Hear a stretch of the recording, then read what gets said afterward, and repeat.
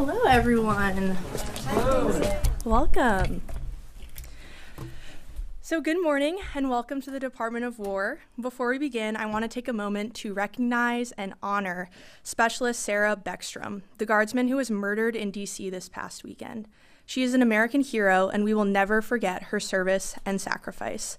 While we mourn her loss, we will continue to pray for the full recovery of Staff Sergeant Andrew Wolf, the other service member critically injured in this heinous attack.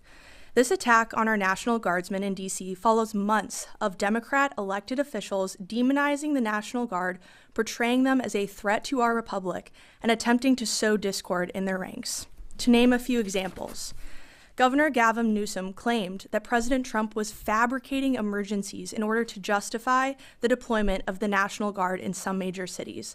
Governor J.B. Pritzker claimed that the deployment of the National Guard amounted to an attack on the American people.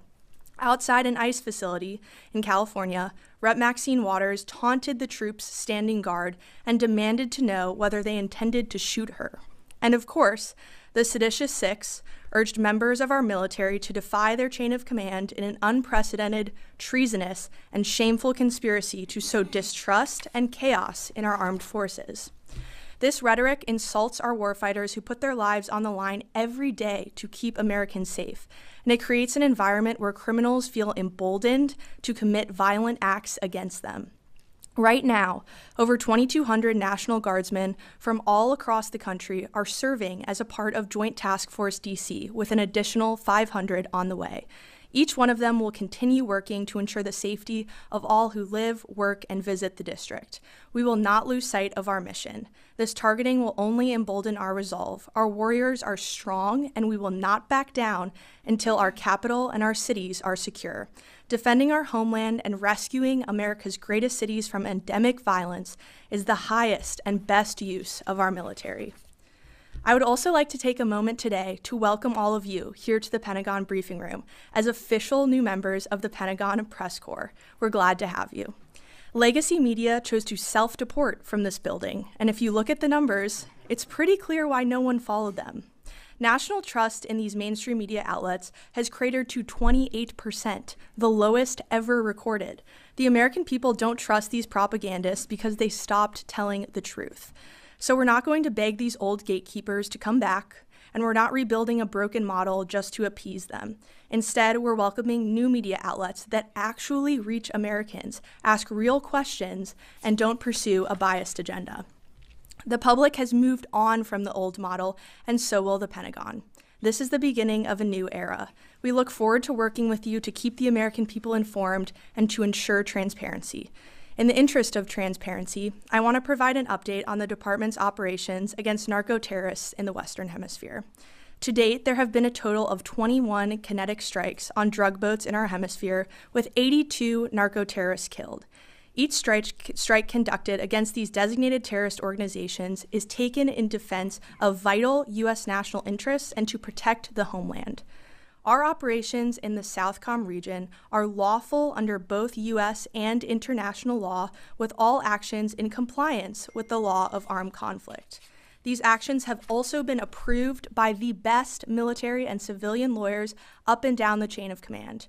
A completely fake story in the Washington Post, now discredited by the New York Times, tried to mischaracterize these successful strikes in bad faith. It was an attempt to damage the secretary and the president, and the people saw through it. The phony Washington Post story even attributed statements to the secretary that were totally fabricated. He never said them. That is the epitome of fake news. As the White House confirmed yesterday, the decision to restrike the narco-terrorist vessel was made by Admiral Bradley, operating under clear and long-standing authorities to ensure the boat was destroyed and the threat to the United States was eliminated. Secretary Hegseth stands behind Admiral Bradley 100%. Admiral Bradley made the right call, and unlike the previous administration, we have our warfighters back at this department. This department will defend our homeland. This is not a catchphrase, it is a commitment. And as the Secretary said, when it comes to killing narco-terrorists, we have only just begun. Lastly, I would like to announce that the War Department has created a new division for strategic marketing that will be led by Abby Lower. who will hold the title of Deputy Assistant to the Secretary of War for Strategic Marketing. The division will be a new core function within public affairs and will complement our media and strategic engagement teams.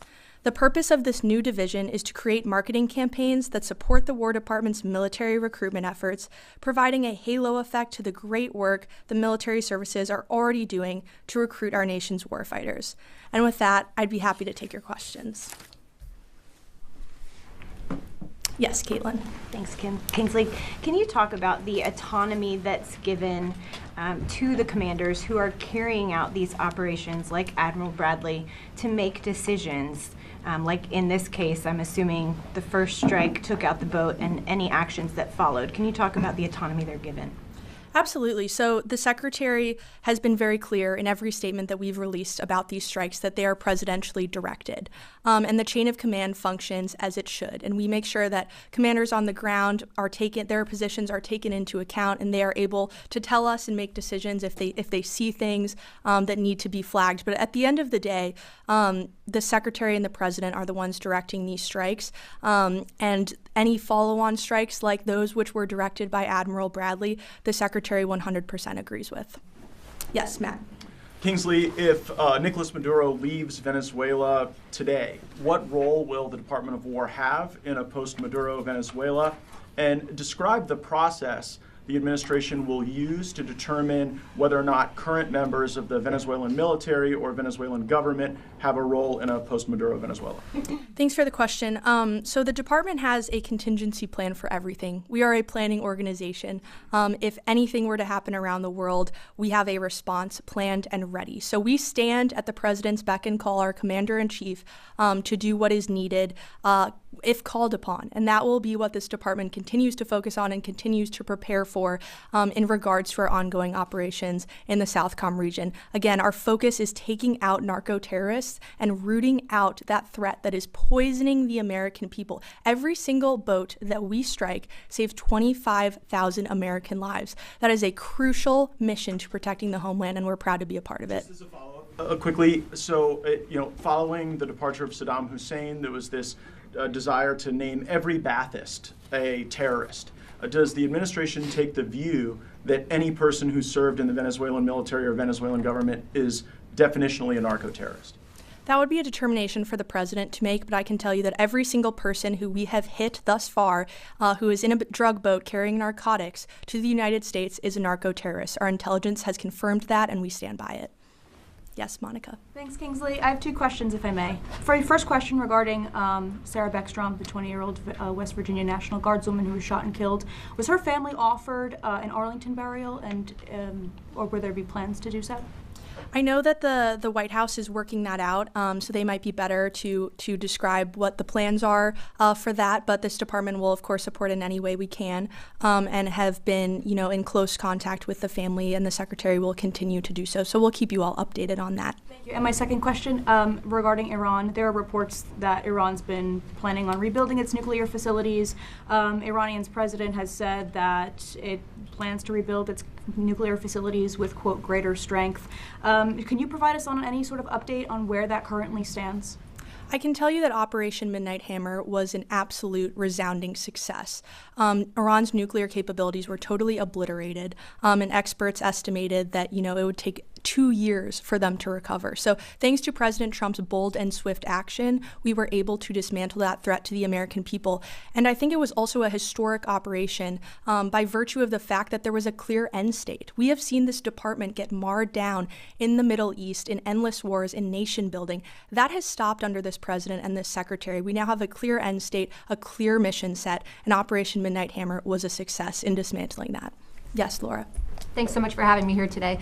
Now that the president has started the process of designating the Muslim Brotherhood as a foreign Islamic terrorist organization, will the Department of War still proceed with selling F-15 fighter jets to Qatar? And how will they be able to train Qatari pilots at their air base in Idaho if Qatar is included in the designation? Thank you for the question. We take very seriously our partnerships, and we always do thorough evaluations to make sure that they protect our intelligence, our operational security, and that they serve the best interests of the American people.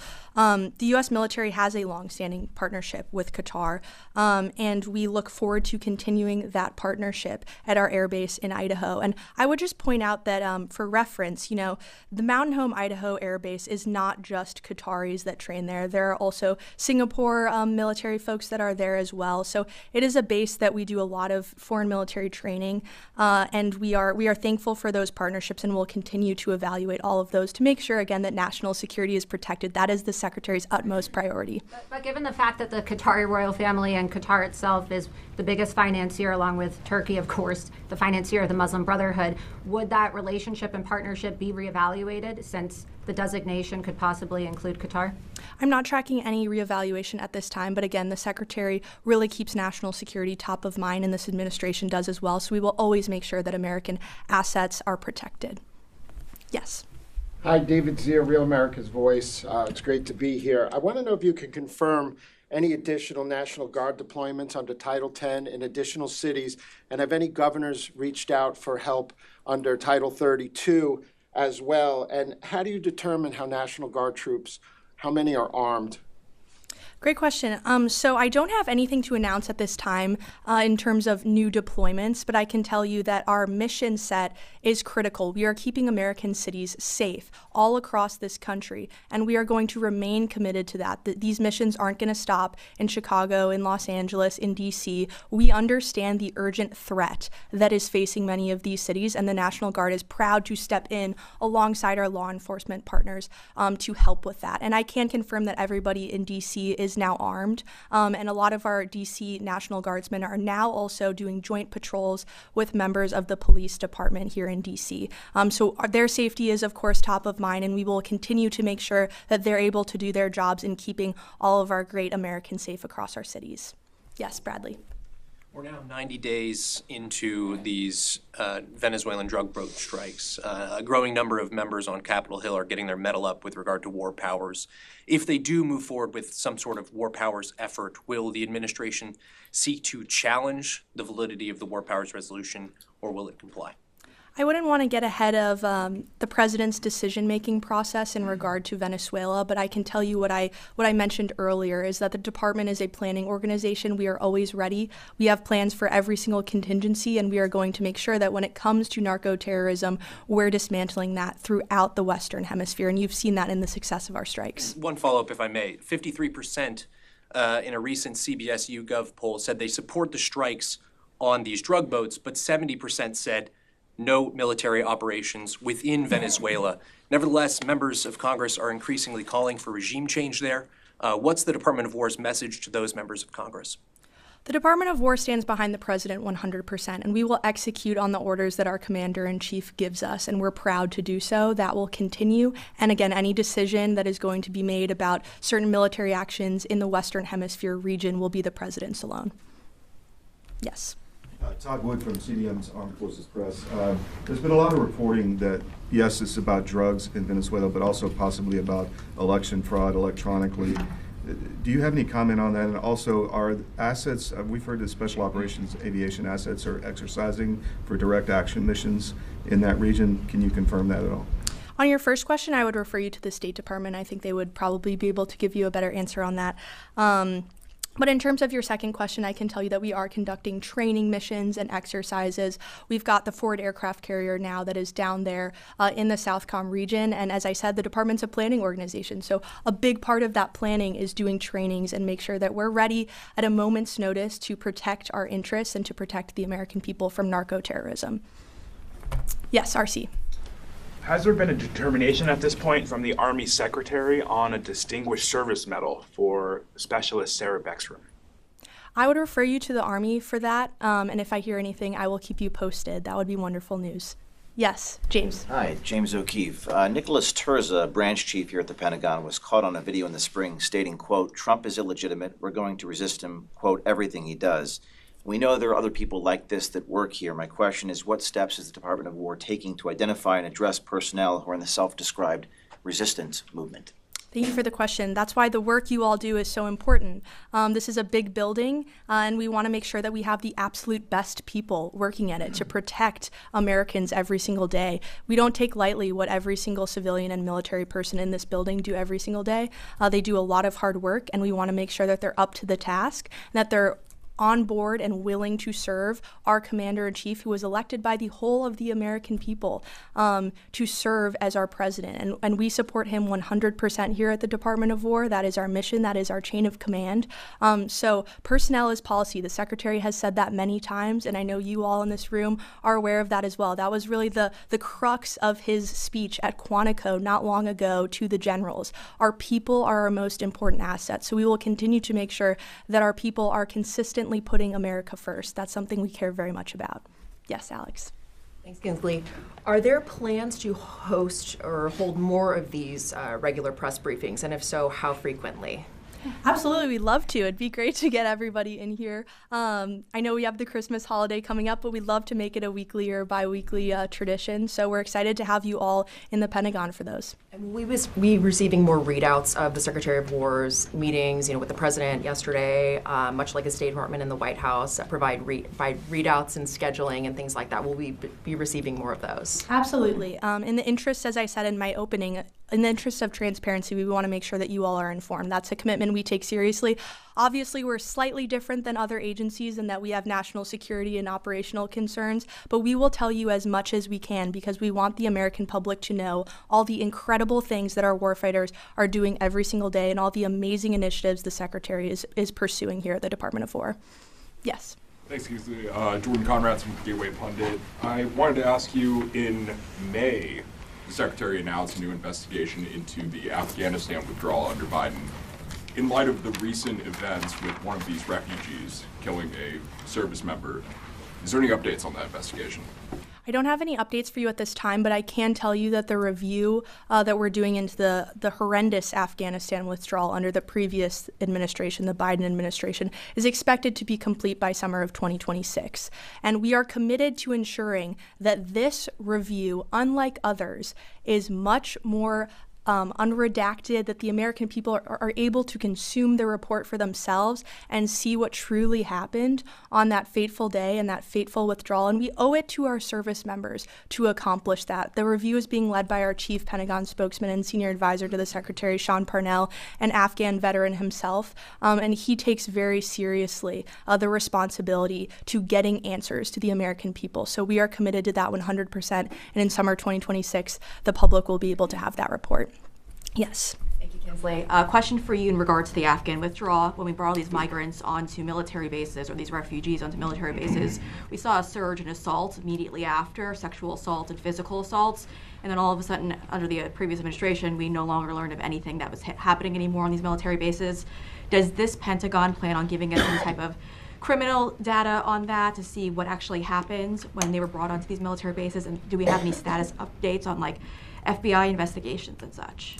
So for FBI investigations, anything that would be a criminal law enforcement matter would obviously be something to direct to the Department of Justice, as we cannot speak to that from our perch here at the Department of War. But what I can tell you is that we are aware of a lot of that activity that went on. It's despicable. One is too many, right? And we understand that the Biden administration unfortunately put our troops in our country last in many cases. The Secretary is committed to correcting that, and I think that's what you're going to see going forward. Yes. Yes. Thank you. I wanted to ask about Somalia, which isn't talked about very much, but we have done 101 strikes in Somalia in 2025.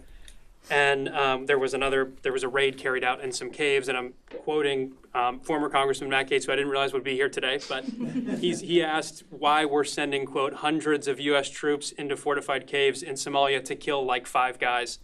And I think it's a good question as to why the U.S. military is still in Somalia. Thank you for the question. So I can assure you, right, this is an America First Department of War and president. So we aren't conducting forever wars in Somalia. We're not seeking regime change.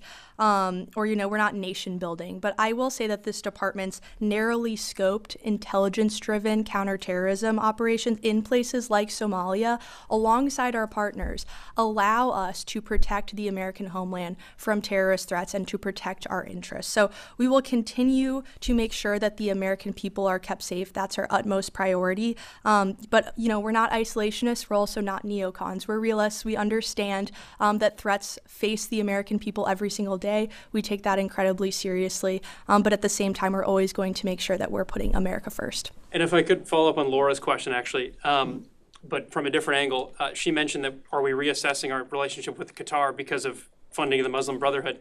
It's been widely documented in mainstream Israeli papers that the Israeli government funded Hamas, which we also designate as a terrorist organization. Are we therefore reassessing our relationship with Israel because of this? That would be a better question for the State Department, as they're the ones who have those foreign diplomatic channels. Yes, Ryan. Thank you. And thank you for doing this press briefing. I wanted to get back to the Southcom strikes real quick, just broadly speaking, not specifically about the September 2nd strike, but broadly speaking, are we doing any kinds of post-strike assessments to determine that the intelligence that informed those strikes was accurate? Are we recovering any drugs on board those vessels? You mentioned each vessel struck is equivalent of 25,000 overdose deaths. So are we mostly picking up fentanyl or cocaine or what have you? What's going on with these boats? Like, what's on these boats?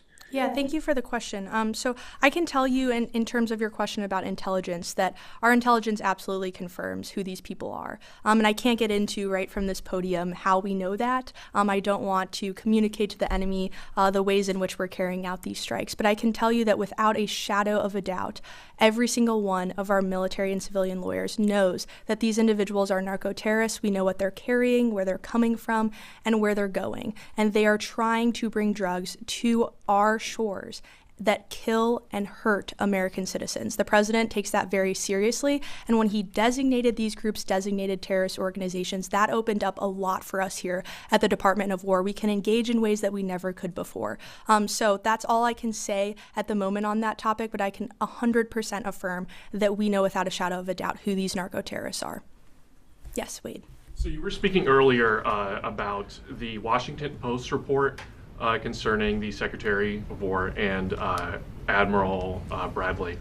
And my question is, does the Department of War plan on pursuing any sort of legal action against the Washington Post? And what consequences will there be for lying to the American people? Because, of course, the implication there was that Pete Hegseth and Admiral Bradley are war criminals. And that was the implication, and that's what a lot of people on social media were saying after the fact. So could you speak to that? Yeah, it is frankly disgusting that the Washington Post would publish something that is so insanely false. And we've seen this from the mainstream media before, right? Anonymous sources that are being quoted that probably have no idea what's going on. And the Washington Post actually went so far as to falsely attribute a quote to the Secretary of War, that he never said. That is preposterous that they would write that and pass that off as true journalism. Thankfully, the New York Times stepped in and corrected the record and let the American people know that what they were publishing was absolutely fake news. So the Washington Post, I think readership should think twice before reading that outlet again. It is disgraceful that they call themselves journalists, and we told them as such, right? We get press queries like we do from all of you. We told them this story was completely fake news on Thanksgiving evening with a 3-hour deadline, and they still published it anyway. It's disgraceful, but thankfully the American people see through it. Yes, Jack. Kingsley, does the Secretary's office or the Pentagon in general, the department, have a message for Senator Wicker, who as a Republican has now backed this inquiry into Secretary Hegseth, again, accusing him of war crimes? It seemed strange to see a Republican going after one of President Trump's own cabinet members. So I can confirm that the Secretary of War spoke with Senator Wicker, and they had a good conversation where he was able to explain to him a lot of the rationale behind these strikes. And we work closely with all of our partners on the Hill, whether Republican or Democrat, to keep them up to date on what this department is doing in regards to the strike. So we will continue to to do that, and we'll continue to brief members of HASC and SASC, and we look forward to continuing those relationships. Quick follow-up, you mentioned working with partners on the Hill. Another senator on the Hill, the Democrat side, is Senator Mark Kelly. Now, we heard some reporting about a possible investigation into him regarding his status as a retired member of the United States Navy, still on pension, and therefore still under the jurisdiction of the Uniform Code of Military Justice. And as such, his membership, you mentioned the seditious six, would that be grounds for possibly bringing him back to active service for an investigation, for NJP, or even a full court-martial? So you're correct. The Department of War received serious allegations of misconduct against Senator Mark Kelly, and in accordance with the Uniform Code of Military Justice and other applicable recommendations and regulations, we're doing a thorough review of all of these allegations. And the Secretary of War has tasked the Secretary of the Navy, John Phelan, with doing a thorough review, looking into all of these allegations and providing him an update on December 10th. So we will have more information to come on that. But I would just add that this despicable video that Mark Kelly participated in with the seditious six was a politically motivated influence operation that was an attempt to undermine the chain of command, to sow distrust and division in our armed forces. That is absolutely ridiculous, and it puts our warfighters at risk. And again, he doubled down on the Sunday shows. I don't know if you all saw him on the Sunday shows, but he basically insinuated that service members who do not defy President Trump's orders could face potential prosecution in the future when Democrats are back in power. He even called our troops and likened them to those of the Russian military. This is totally disgraceful from an elected official, and the department takes it very seriously, and that is why we have launched this review. And just to be clear, so if Secretary Phelan were to recommend court-martial, that would be on the board? What was the question? Sorry. If Secretary Phelan were to recommend court-martial, that could be an option on the table? All options are on the table at this moment in time, and we look forward to getting the Secretary of the Navy's review. And the Secretary of War has been very clear in his statements as well that he takes this extremely seriously, and it is unacceptable. That's all the time I have today. Thank you all so much. I really appreciate you coming out.